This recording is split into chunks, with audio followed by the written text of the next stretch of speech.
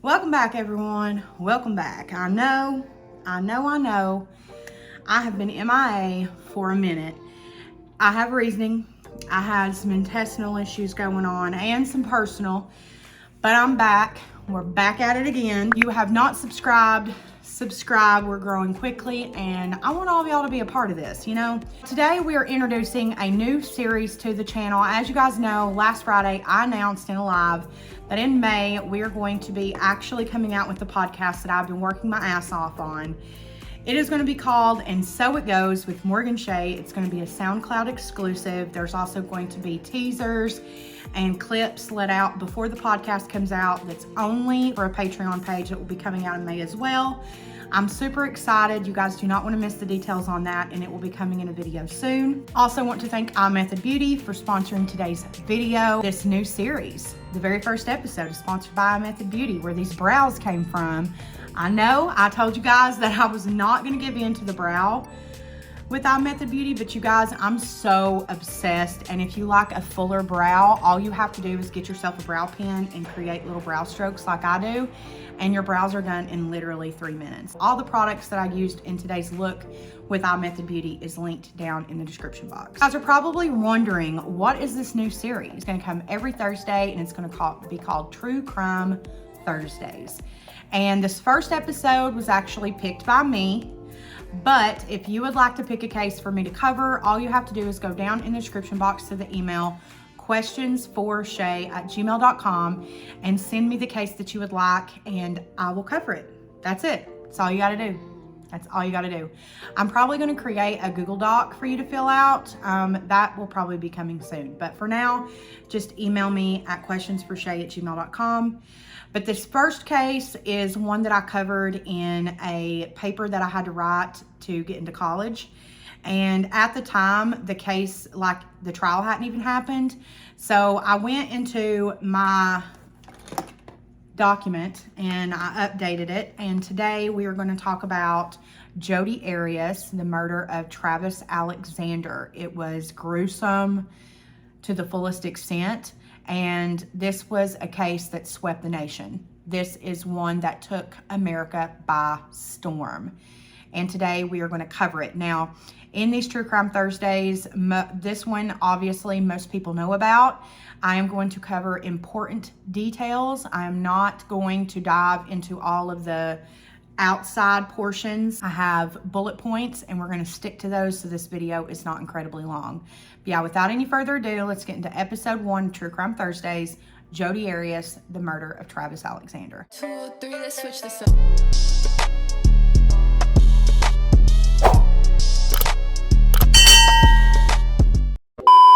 July 9th of 1980, Jodi Arias was born into an ideal family. Now, later in court, Jodi would paint a different picture, but for now, we're going to stick to this because, as you will see as we go further into Jodi Arias is a pathological liar. I do believe that Jodi does believe her own lies, and she expects others to believe them. Therefore, it is a pathological thing. But she was born in California, and she was born to 2 parents. She had brothers and sisters. She was very beautiful. She had lots of friends, and she was very rebellious even at a young age. There's even talk in the trial of Jodi growing marijuana on the roof of her childhood home. She got in loads of trouble for it. She was very, very rebellious, and she was into boys very young. Immediately out of high school, she moved in with the boy and lived with him for years and years until eventually we're going to fast forward to Daryl Brewer. Daryl Brewer is someone that Jodi met while working at a resort. Now, this resort was very exclusive. It was a place where the rich and famous would go to vacate. It was secluded, and it was a seasonal thing. So during the season, the workers would go to this resort and they would live on property. And that's what Jodi did. And she actually originally went there with her ex-boyfriend and eventually would meet Daryl Brewer. Now, Daryl Brewer was the restaurant manager at this resort and where Jodi originally was waiting tables. However, eventually the wedding coordinator at this resort would get ill and Jodi would take that place. And Daryl Brewer would step down as manager at the restaurant. And that is when the two would begin their relationship. Daryl Brewer, like I said, he was older. He had already been through a divorce and he had a son. And he had let Jodi know head on that he was not interested in getting married again. And Jodi seemed to be fine with that. Eventually, Daryl and Jodi would buy a home, Palm Desert, California to be exact. And it had a pool in the backyard and everything seemed to be looking up for Jodi. However, just as soon as things are looking up, things start looking down. They begin to not have as much income coming into the home as they needed to, and it was starting to look like the home was going to go into foreclosure. At this point, Jodi Arias is working at California Pizza Kitchen, and she's talking to one of her coworkers about how she thinks that they're going to lose their home. And this person that she works with gives her a DVD and a pamphlet for prepaid legal services. Now, prepaid legal is still around. It has a different name now, probably because of all this shit. It's basically an MLM, okay? Like you have ranks in the company, and with different ranks, you get different bonuses, etc. And at first, Jodi doesn't really even look into it. She leaves it at work. She doesn't even take it home. It's months and months later when one of her coworkers is like, hey, I'm going to throw this away. And Jodi says, no, I'll take it home. It then goes to Jodi and Daryl's home, where it sits in a closet for more months and months and months. It's not until 2006, the DVD into the DVD player and starts watching this introduction to prepaid legal. She then gives the person that she used to work with a call to join prepaid legal, and this person says, oh, well, I'm not with the company anymore, so you can call my old higher up. She calls that higher up. He's no longer with the company. At this point, Jodi just calls the phone number that is on the DVD. They ask for the area that she's in. She tells them Palm Desert, California, and she gets routed to this woman. Jodi ends up signing up with prepaid legal this day, and try as she might, she's just not getting to where she wants to with prepaid legal. And her higher up says, well, you're in luck, because in September, prepaid legal is having a conference in Las Vegas. And this is where you can really rub elbows and really get to know the higher ups with prepaid legal services. And at first, Jodi really brushes it off. She's like, well, I don't have the money to go to Las Vegas, and I just can't go to Las Vegas. Her higher up says, oh, well, no worries. Like, you can ride with us, me, my mom, another person on the downline's going, you can ride with all of us and we'll split everything. It'll be a split thing. Like, you really need to go. It will inspire you. It will get you going. So in September of 2006, Jodi heads to Las Vegas, Nevada for the conference. It's at Caesar's Palace, and when Jodi gets there, she said she's immediately overwhelmed. There's a ton of people. All of them are with prepaid legal, and she's just really overwhelmed. And Jodi gets to Vegas. They end up going to the Rainforest Cafe for lunch. And this is the first time that her and Travis Alexander would have an encounter. She said that Travis was making a beeline straight for her. He walks up to her, introduces himself, and that's where everything would begin. Later that night, her and the roommates with prepaid legal, the people she came with, were at Applebee's having dinner, and her upline gets a call from Travis Alexander. And Travis was wanting Jodi to go to this exclusive dinner that's only for the high-up people with prepaid legal. He wants Jodi to go with him as a date. And Jodi declines. She says, I don't have anything to wear, and yeah, I'm not going. She gets off the phone with Travis Alexander, gives the phone back to her boss, and her boss says, you need to go. You need to take this opportunity and run with it. This is a huge opportunity. You can't miss out on this opportunity. You must go. And so after a lot of persuading, according to Jodi, Jodi ends up trying to go find a dress. She can't find a dress. So she calls Travis and she says, look, I was going to go, but I can't find a dress. He says, don't even worry about that. My buddy's wife, Sky Hughes, she has a dress. So don't worry about it. You can just come on by and wear one of her dresses. So that is what Jodi does. She goes to the event with Travis Alexander. This would be the beginning of the end, because they would walk around for the rest of the night. They were gooing each other. There would be people say, witnesses say that they were just all about each other. They vibed well together. They spoke well together. They looked good together.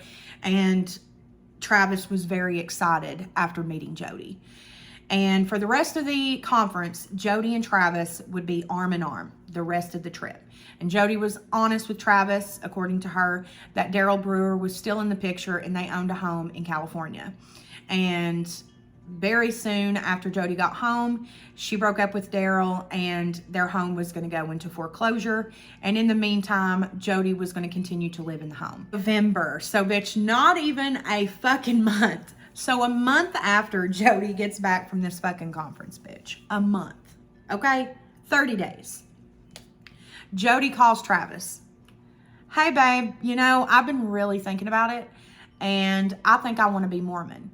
So this is an important segment into this whole case. Travis Alexander, born on July 28th of 1977, which is crazy. My sister was born on July 28th. He was born into a different situation. His parents were both extremely addicted to drugs. And so eventually in his early teens, he would be moving in with his grandmother. Now, his grandmother practiced Mormonism. So when Travis moved in with his grandmother, he practiced Mormonism. So by his 30s, where Travis was at this point, it was very important to him that he marry a Mormon girl. It was very important. Now, there's also another important factor to this. In the Mormonism faith and in the Book of Mormon, there are a bunch of vows and rules that you make to the church. One of them is the vow of chastity or the law of chastity. This means that you cannot have any sexual type of relations with anyone outside of the bonds of marriage, okay? And this is important to note just because of what will come later with this relationship. But on November 26th of 2006, Travis Alexander baptizes Jodi Arias into the Mormon faith. Later in court, Jodi would testify under oath that on this day after the baptism, that her and Travis would kind of mess around with one another in bed, if you get my meaning. February 2nd of 2007, so just a few short months after Travis baptizes Jodi, Jodi and Travis get into a committed official relationship. So they are officially dating, and it was a whirlwind of a romance. There are tons of photos of Travis and Jodi Arias all over the place. If you Google them, you will find bucket loads of photos of them together. However, that romance was very short-lived. They only dated for 5 months. Very early on at Chris and Sky Hughes' house, which were two very good friends of Travis Alexander's, that is where Jodi and Travis would meet up in their relationship. I don't know if it was like a medium meeting point. I don't know. I didn't find anything online. But very early on, Sky Hughes had very high worries considering Jodi. And one time when they were visiting Chris and Sky Hughes, Chris pulls Travis in a room with her husband Chris, and Travis. And they say, Sky says, you know, Travis, I'm very worried. She's very possessive, like she's all over you all the time. She's like going through your phone. Something's just off about this girl. I don't trust this girl. I feel like we're going to find you in a freezer. Yes, bitch, I know. Sky then says that she gets this feeling of chills going up and down her spine. She can feel the hairs on the back of her neck standing up. And she looks at the door and she sees the shadow of feet. And she remembers voicing over to Travis, she's at the door. Travis then runs over to the door, opens it, and Jodi is standing right there. She's been listening to the whole conversation. Chris and Sky were then so uncomfortable in their own home, they ended up asking Jodi to leave. And so Jodi and Travis would leave together. However, their relationship wouldn't end there, but it did end very soon after that, in June of 2007, June 29th, 2007 to be exact. Although they weren't dating anymore, they did maintain a physical relationship. And what's even crazier is to be sure that this relationship was going to stay, because I think Jodi was obsessed with Travis. I think that goes without saying. This bitch moves from Palm Desert, California to Mesa, Arizona, within 5 minutes walking distance of Travis's home, bitch. Within walking distance. Now, keep in mind, you guys, Travis was very high up with Prepaid Legal. He was very successful. He owned a luxury home in Mesa, Arizona. He owned a BMW car. He had tons and tons of friends. He was a public speaker, motivational speaker. He had a motivational blog. Like, he was in society. And so it was important to him to have a Mormon girl, but Travis had demons just like all of us. Travis's demons were sexual, and Travis had a really hard time with the vow of chastity, and he confided in his friends and in the, himself and God of what his issues were and working on them. He was having a really hard time with the vow of chastity when it came to Jodi, and her moving to Mesa, Arizona only made it worse. December 2007, Travis starts dating this girl. I'm not going to mention her name because it's not important. They did not date very long, but in this process, some really weird shit starts happening. One night, her and Travis are sitting on the couch and they're watching a movie and they're kissing, and she says she feels like someone is watching her through the window, and directly in front of them was a huge garden window. So if you don't know what a garden window is, it can pretty much take up a whole wall. It's huge. And you know when you get that feeling, right? Like somebody's watching you, and 9 times out of 10 when you look at the window, there's nobody there. Imagine looking out the window and that bitch being there, because that's what happened. Jodi Arias was there. She also would barge in the house, be in Travis's home when he came home, all kinds of shit, vlogging in his Facebook, all kinds of things.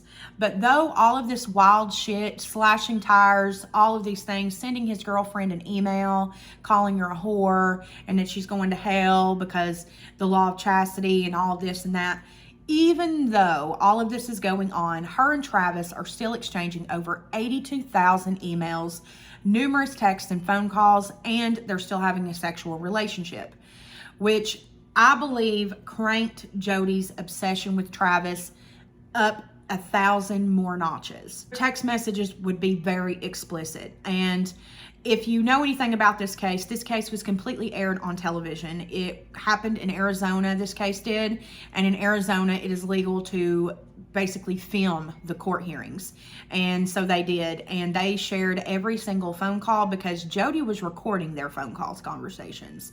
They would read every single text message, every email, everything.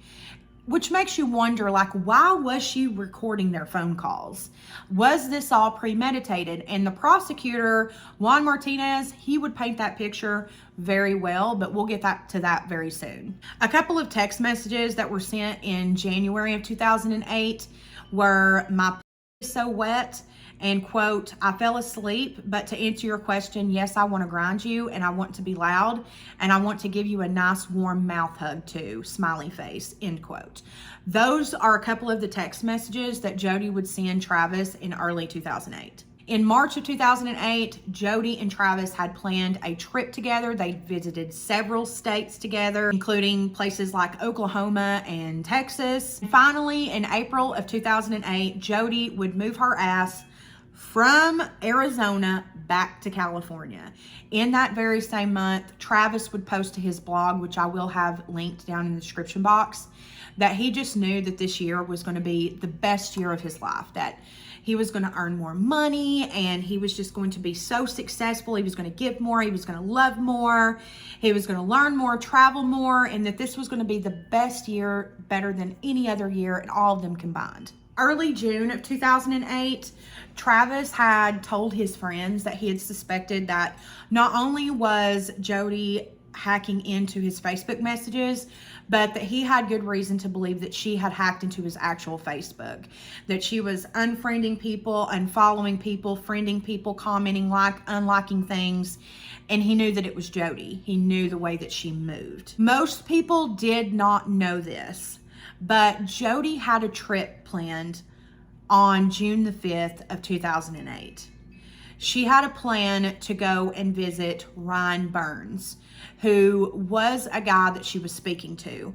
However, only 2 people knew of a pit stop that Jodi was planning on making in early June of 2008, and that was Jodi and Travis.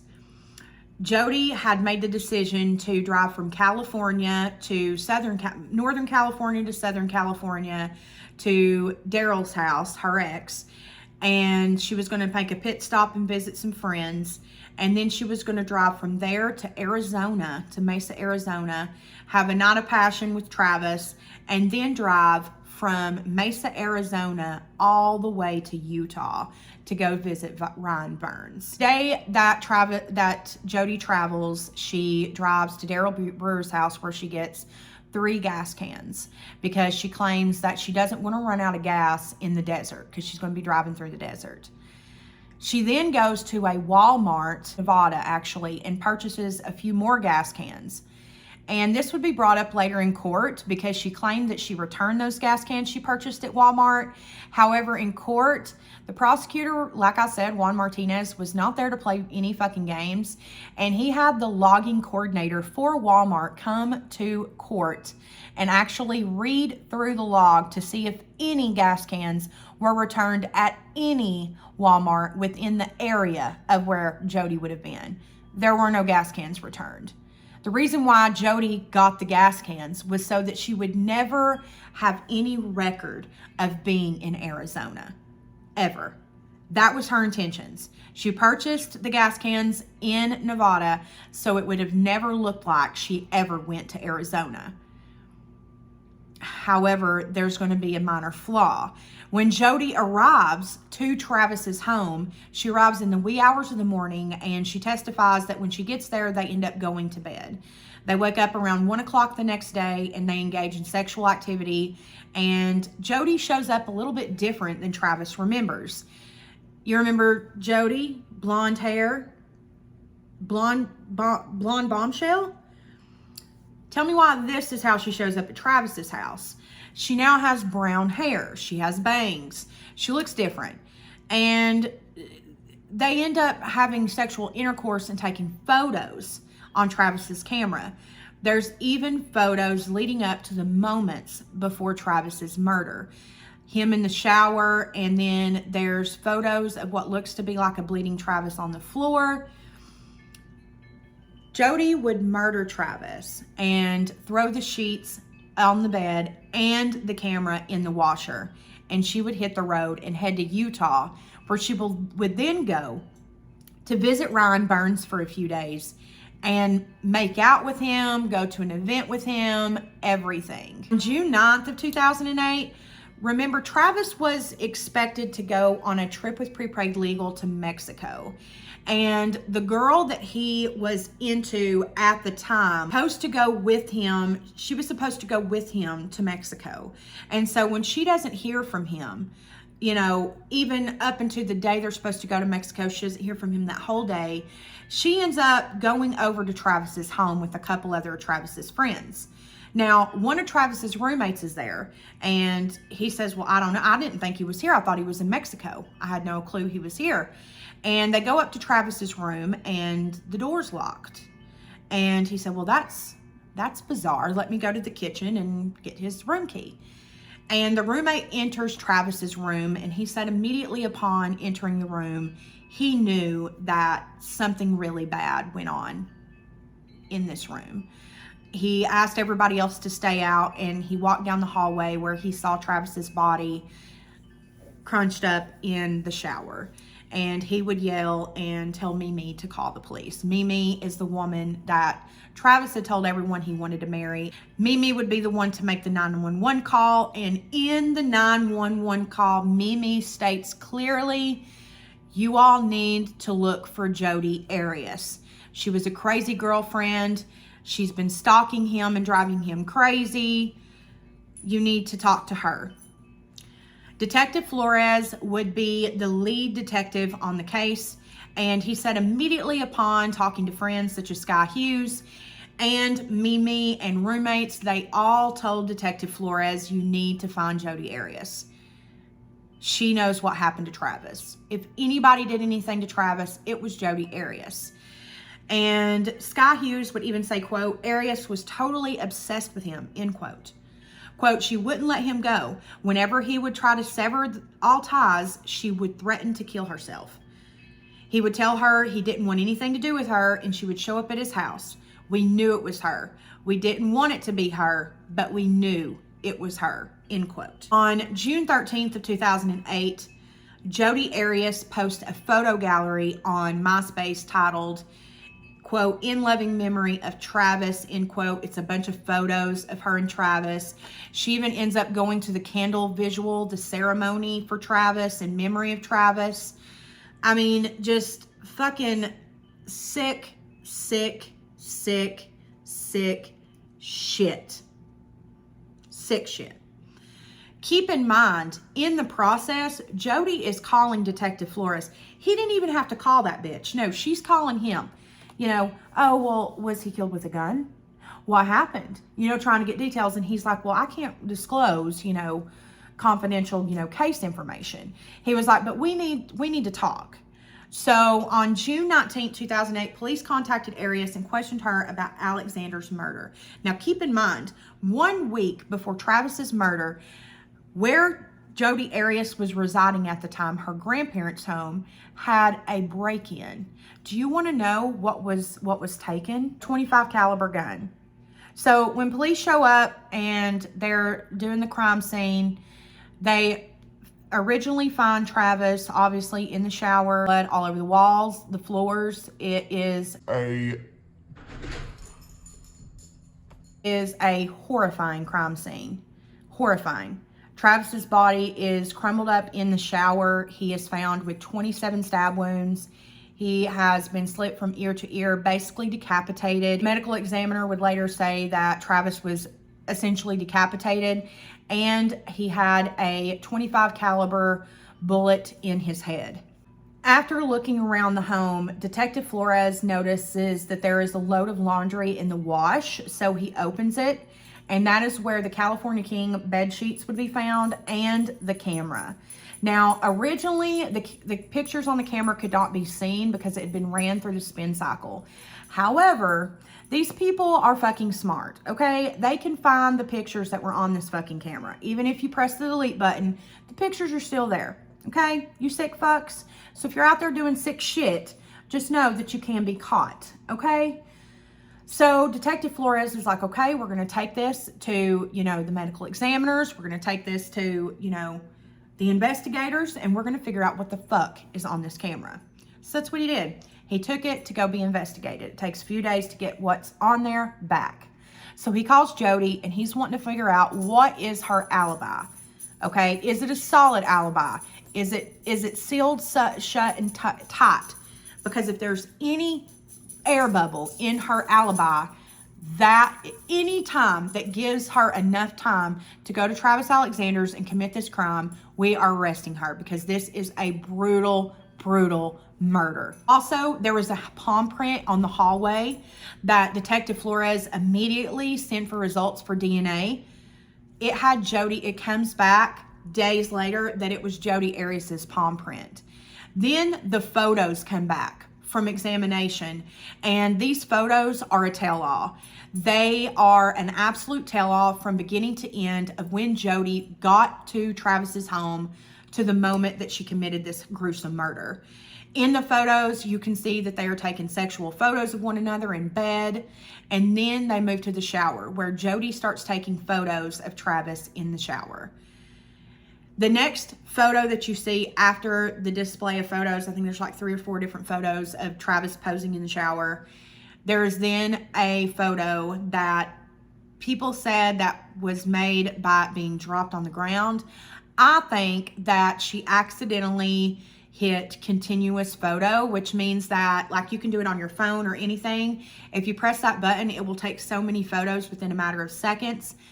There are photos of the back of Travis's head and arm, and you can see blood. And then there's Jodi's actual foot in the fucking picture. She's in sweatpants and socks. You can actually see it in a photo. That's why these pictures were, that's why this whole fucking camera was put in the wash. Because she looked at this camera and thought, oh, fuck. You know? You fucking crazy bitch. Ugh, she's so nuts. On June 21st of 2008, that's when Travis Alexander would be laid to rest. Olivewood Memorial Park in Riverside, California, which is where he was born. On June 26th of 2008, investigators were notified that the hair and bloody print found inside Travis's home belonged to Arias. DNA typing results also indicated that the same day Arias attended the memorial service for Alexander, which I told you. On June 9th, 2008, Arias celebrated her 29th birthday. And that same day, a grand jury in California indicted her on first-degree murder charges in the death of Travis Alexander. Obviously, after you see these photos, her DNA is there at the crime scene. You did this, you crazy bitch. July 15th of 2008, Mesa police detectives and Siskawa County Sheriff's deputies arrested Arias at her Northern California home. Arias was booked in Siskawa County Jail on suspicion of first-degree murder, and this is where the fucking infamous fucking mugshot would take place. This one here. This fucking blew America's mind. Keep in mind that Detective Flores would later say in testimony that this bitch asked if she could do her fucking makeup before they took her to jail.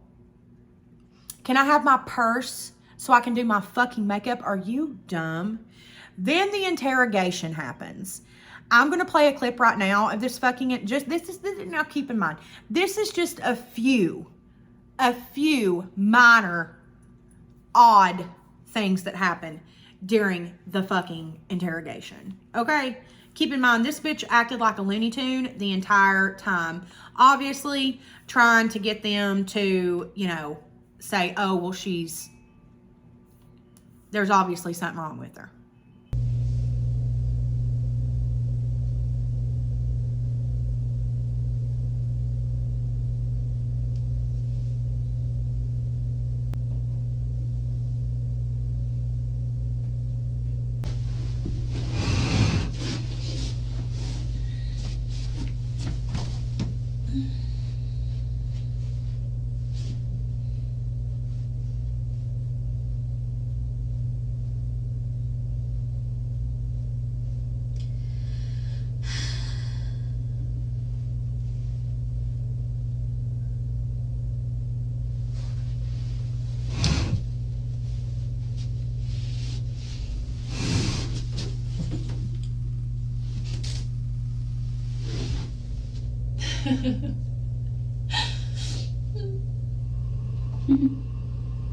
Still beating.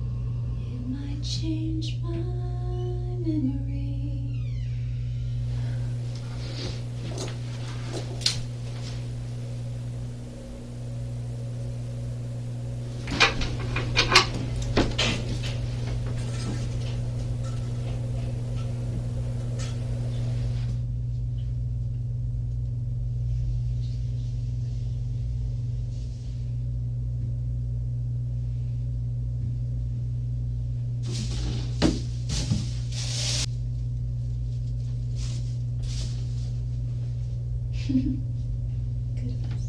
Regardless of what the Bible says, and yes, I'm Christian, I just live my life by the 10 Commandments, and those are my rules. You know, thou shalt not this or that, but it doesn't say thou shalt not fornicate. So I just used to joke about that.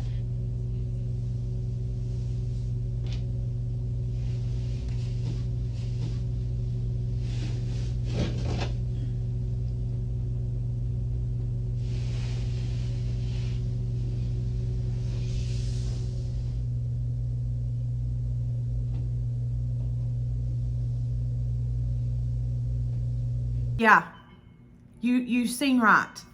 The bitch is doing handstands, she's singing, she's talking to herself, staring right in the camera like Looney Tunes, okay? So Detective Flores, he comes in there and he's not playing no fucking games with her. He's like, listen, okay, we know you were there. We know you were there. Your DNA's there, okay? She's not giving up. So Detective Flores walks out of the room. That's when the infamous handstand and shit happens. And he comes back in with a white binder. Now, when he comes in with the white binder, bitch, he's like, so explain this. And it's the photos of Jodi in the home, okay? Braids, like Pippi Longstocking, nude on the bed. He's like, this is your foot by Travis's dead body. You were there. So this is when the ninja story comes into play. And this bitch holds on tight to this ninja story. Okay, she holds tight to it up until the actual hearing. And the ninja story was basically, oh, well, I was there, but then these masked intruders came and I couldn't even pick them out of a police lineup. They come into the house and they start beating on Travis. So I made a run for it and I left him there. Excuse me, bitch. Excuse me, bitch. She even goes on the Insider and does a fucking interview, bitch, where she holds sealed tight to this interview. She holds to this theory. Was found dead in his shower here at his luxury home in Mesa, Arizona. He was shot in the face, stabbed 27 times, and his throat was slit from ear to ear. Police found a camera here at the crime scene. On it, provocative naked photographs of Jodi Arias and Travis Alexander. Another photograph shows Travis seriously wounded and bleeding. Prosecutors say 28-year-old Jodi went to her former boyfriend's home for a final tryst, took the provocative photographs, then murdered him. They even have Jodi's palm print in his blood. Did you kill Travis Alexander? I absolutely did not kill Travis Alexander. I had nothing to do with his murder. I didn't harm him in any way. For the first time, what she says happened the day of the murder. I witnessed Travis being attacked by 2 other individuals. Who? I don't know who they were. I couldn't pick them out in a police lineup. So what happened? They came into his home and attacked us both. She says a man and a woman wearing masks burst into the home and attacked both of them. Jodi claims she fled but was too terrified to call the police. I'm not proud that I just left my friend there to be slaughtered at the hands of 2 other people. I'm not proud of that at all. You understand, you look guilty here. I understand that everything, all of the evidence against me right now is very compelling. What really happened in there? In a nutshell, 2 people took Travis's life, 2 monsters. You did not shoot Travis. No, I've never even shot a real gun. You did not stab him 27 times. No, that's heinous. Or I've never. slit his throat from ear to ear. I can't imagine slitting anyone's throat. Jodi Arias is sticking to her story that 2 mystery killers murdered her former boyfriend. No jury is going to convict me Why not? because I'm innocent, and you can mark my words on that one. No jury will convict me. That's right. You heard her right. No jury is going to convict her, right? So Jodi goes to court, okay? This is where the real circus begins, and this is where it was a media frenzy, bitch. Everybody, every news station was talking about Jodi Arias and the murder of Travis Alexander. Jodi Arias shows up to court with her brown hair and bangs, but this time she's got glasses and she's dressed like a fucking librarian. It was all to appease this look. She had everything planned from the beginning. Her defense attorney, who we'll talk about later, had a ride for his life because Jodi was making it incredibly difficult. Because when they got to court, Jodi had changed her entire statement. It was no longer the masked intruders. Now it was, she was doing self-defense. All of this was over self-defense. Again, you can watch the entire trial. It's so long, but every single day, all 6 months is on YouTube. You can watch every single day that she was in court. But she says that it was out of self-defense, that she had dropped Travis's camera while she was taking photos of him in the shower. And in a fit of rage, he body slams her on the bathroom floor. So he comes out of the shower, soaking wet, body slams her somehow on the bathroom floor, and then they begin to he begins to chase her. Now, when you walk in Travis's room, he had a master suite. A master suite has a master bedroom. He had a hallway going to the master bathroom, and he had a master closet that was as long as the entire room and bathroom. So she said that they chased. She eventually knew, because she cleaned Travis's house, that on the very top shelf that was super tall, you would have had to push the stool over. So she's saying she had enough time to push the stool over, climb up, grab the gun on the top shelf, go out, go into the bathroom, back up, and shoot Travis. That is what she's saying happened. And she blacked out completely. She does not remember stabbing Travis 27 times nor slitting his throat. She doesn't remember putting the camera in the wash or the sheets. She doesn't remember leaving Travis's. The next thing she remembers is dumping the gun off somewhere along the trip to Utah. That is what she would play all through court. Juan Martinez made it basically impossible. He pulled everyone in that he possibly could. He pulled ex-girlfriends of Travis's. He pulled siblings of Travis's. He pulled the Walmart employee to pull the log to see that there was never any gas can returned to Walmart. And she had more than enough gas to get through Arizona and out without ever being detected in Arizona. All of this was shown through court. At the end of it all, it was so emotional. His siblings were there in every hearing. Jodi Arias' mother was there at every single hearing. Her father was at a lot of them, so was her brother. It was very emotional in that court. And if you watch any of the actual court days, you'll get that. They showed the pictures of Travis Alexander at the crime scene, which I am not going to show by any means.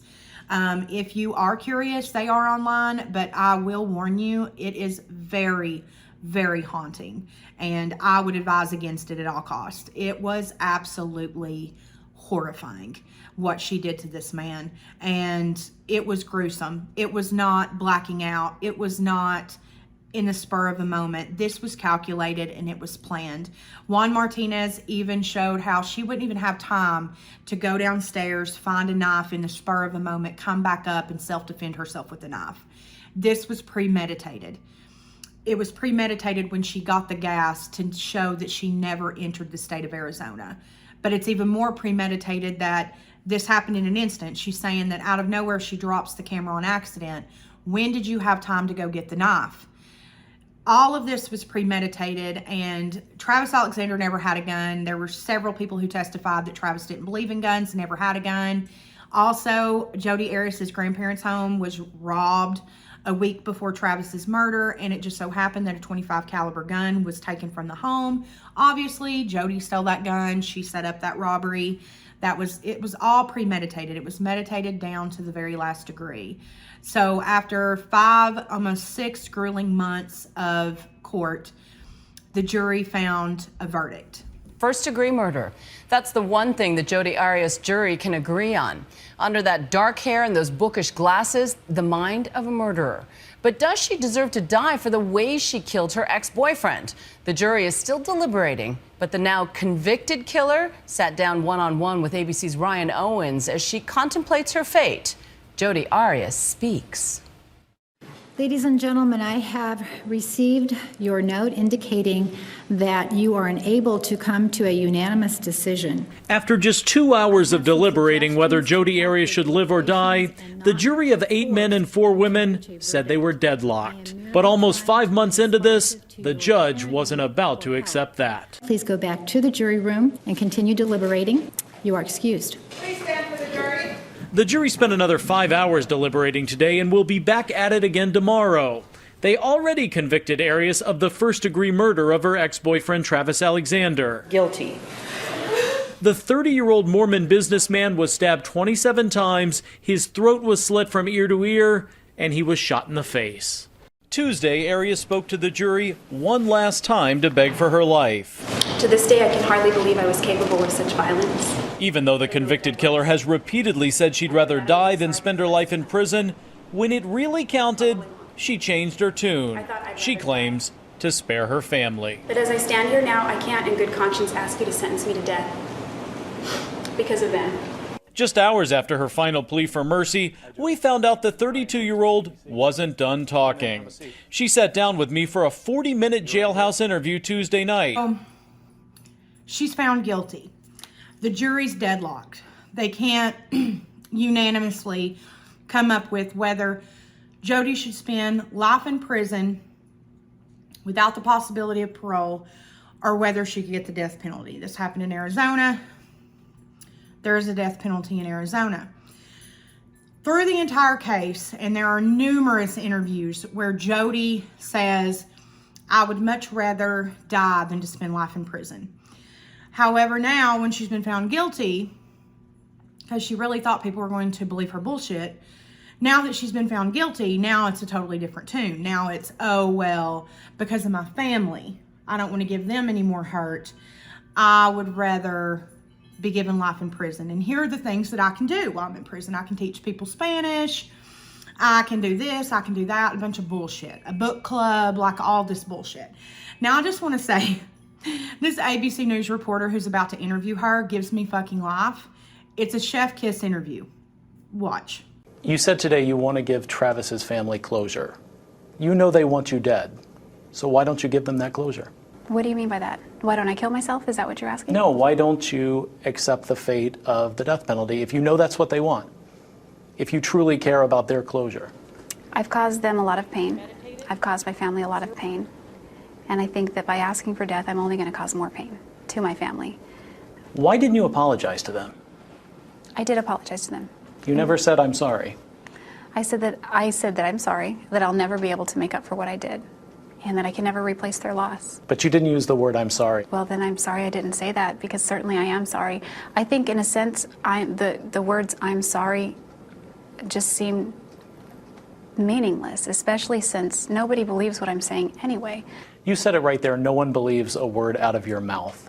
Why do you keep talking? Because I know that I've lied before. That doesn't mean that I'm a liar by definition, by character. To a lot of people, they think this switch from I want to die to now I want to live is just another lie from Jodi Arias.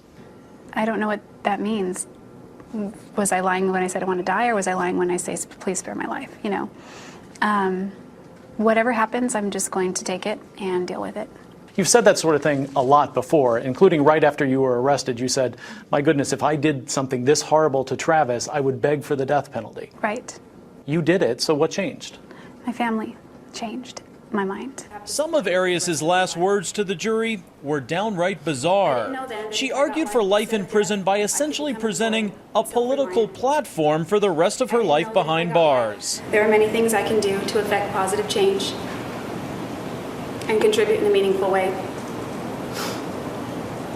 In prison, there are programs I can start and people I can help.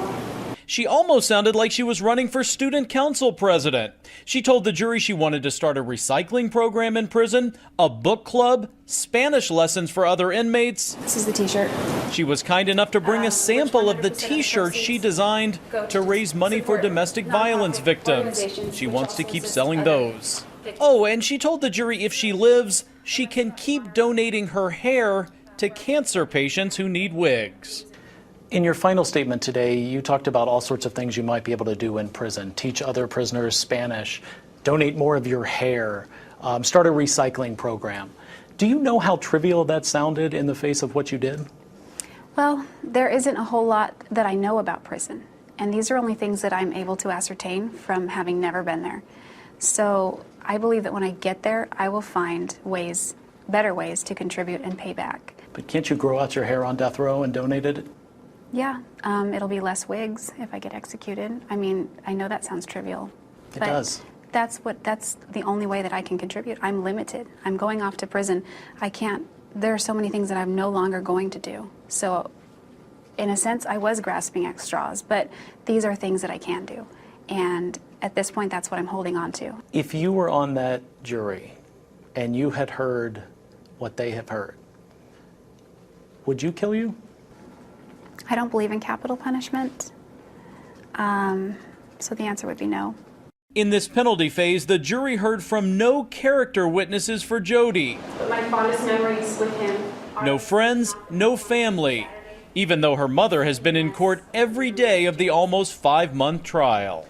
One thing that surprised a lot of people is that no one from your family got up to say anything nice about you when you were facing the possibility of the death penalty.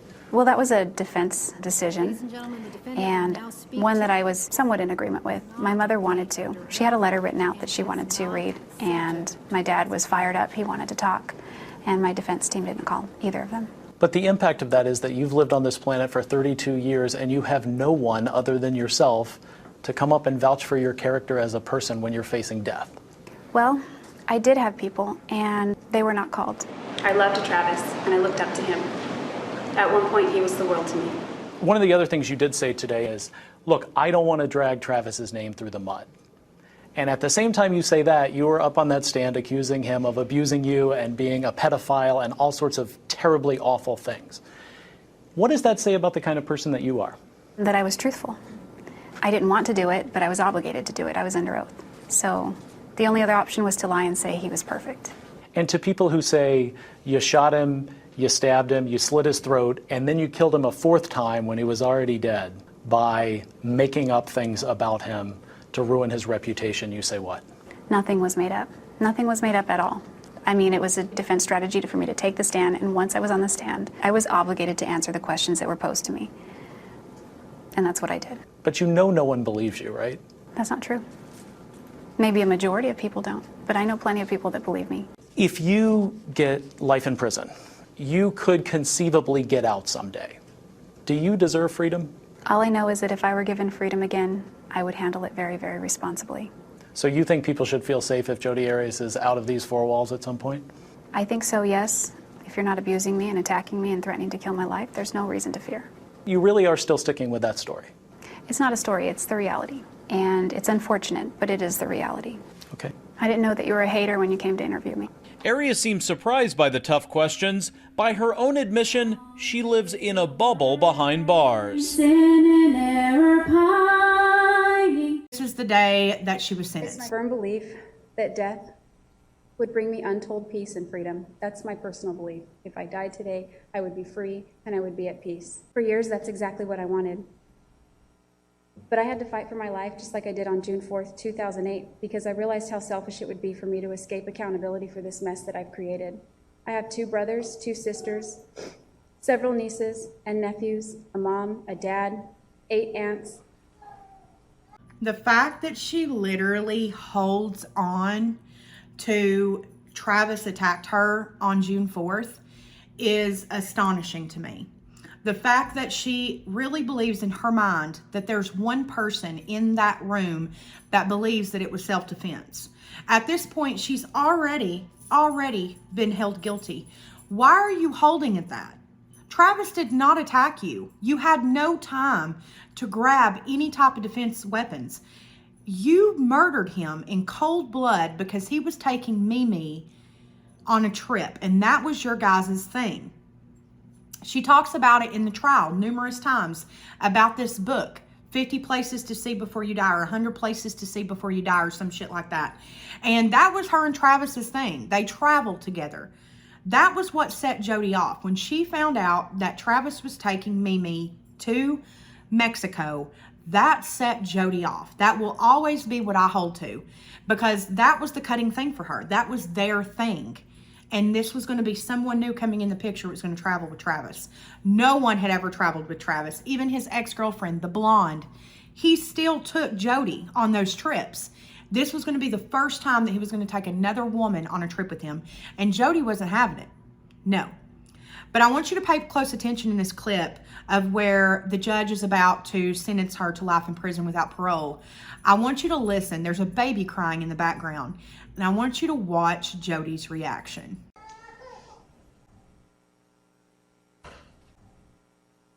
What the fuck was that?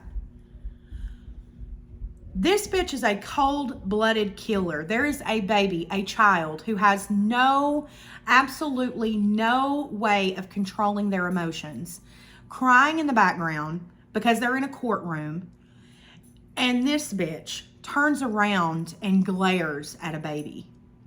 I'm gonna let you watch that again.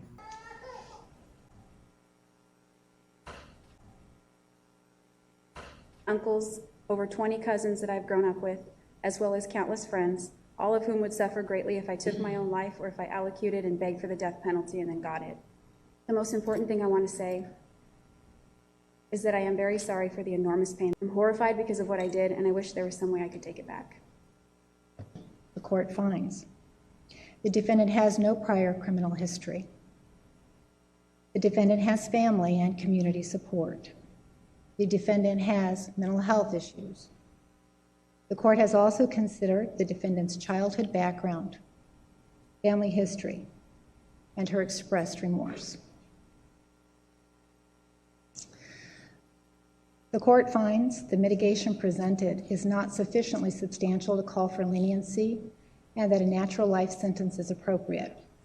It is ordered the defendant shall be incarcerated in the Department of Corrections for the rest of her natural life with no possibility of parole. Life in prison, no possibility of parole. However, Jodi Arias didn't stop there. She has filed appeals. They continue to this day. And she has even filed suit against her defense attorney.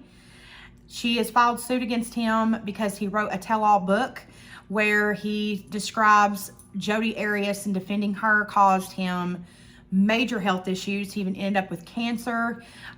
She would try to be sexual towards him, and it was a nightmare. I have listened to it on Audible, and I've also listened to Juan Martinez's book. He was the prosecutor on the case, and this is just a crazy case that continues going. So I'm very, very, very interested to know, what are your all's thoughts on this case, and also to send all of my prayers and love to the family of Travis Alexander. He did not deserve this, and the way that he was painted in court was devastating, and I just could not imagine what you all are going through, and all of my love is sent your way, because watching that case, I watched every day, and watching his sisters go through that, and his brother and his family, it was just, ugh, so terrible to watch. That is the first True Crime Thursday episode, Jodi Arias, the murder of Travis Alexander. Again, if you have an episode or a case that you would like me to cover, be sure that you do go down in the description box and look at that email, questionsforshay@gmail.com, and send me your request. I will need them by the Saturday prior to the next Thursday. So this is the date I will need your request by, and it's a first come, first serve. So whoever sends me the case first, that's the one we're going with. I love you guys. Be sure that you do subscribe before you leave. Be sure that you do like this video if you are excited for True Crime Thursdays. The new Storytime Day is going to be on Saturdays, so you will have a story time coming on Saturday. I love you guys so much, and until the very next time, bye.